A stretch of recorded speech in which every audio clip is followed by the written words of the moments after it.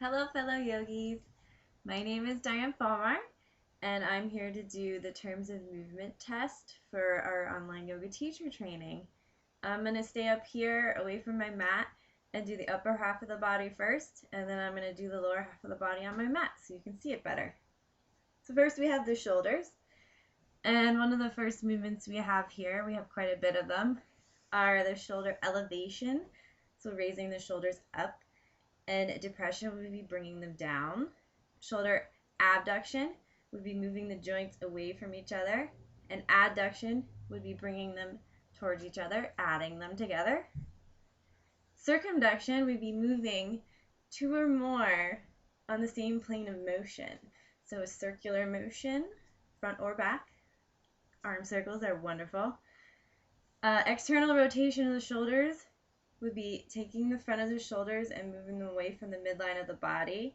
And internal rotation would be bringing them forward towards the midline of the body. Shoulder flexion is flexing the joint, so we're bringing our arms up and flexing that shoulder joint. Extension would be bringing them down and extending the joint.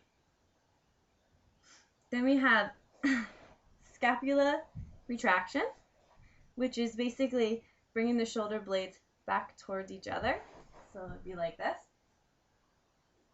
And protraction would be bringing them away from each other.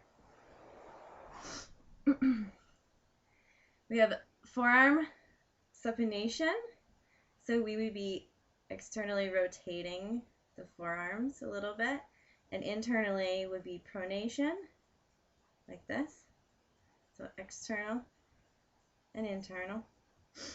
And I think that's it for the upper half of the body. I'm going to head back to my mat and show you some stuff on the lower half of the body now.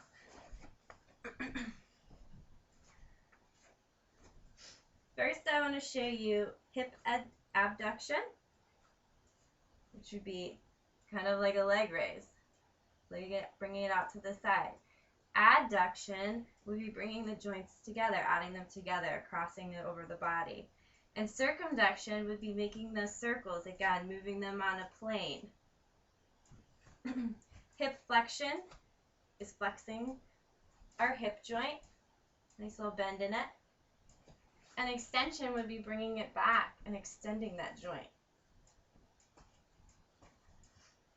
Ankle dorsiflexion is pointing our toes up towards the sky, flexing that joint up.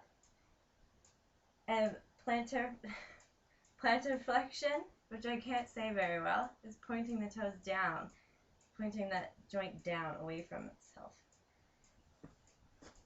Spinal flexion is kind of like hunching.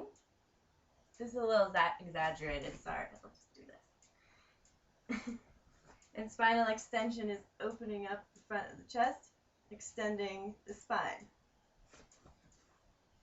Lateral spinal flexion would be moving the body laterally, so you can either go this way or you can go this way. That one's kind of fun. A lot of people do that to try to get rid of their little muffin tops. Sometimes it works, sometimes it doesn't. Let's see, then we have tilting of the pelvis. So we have anterior tilting, which would be tilting the pelvis forward. Posterior tilting is tilting backwards, kind of almost pushing the hips out, but they're tilting backwards towards the posterior of the body. I think last but not least, we have the super hard one that's hard to stand on. We have foot inversion, which is pointing the soles of the feet in towards the midline of the body, and foot eversion is pointing them out, looking like a duck. So I hope I got everything covered. It was great to talk to you all again. Until next time, thank you.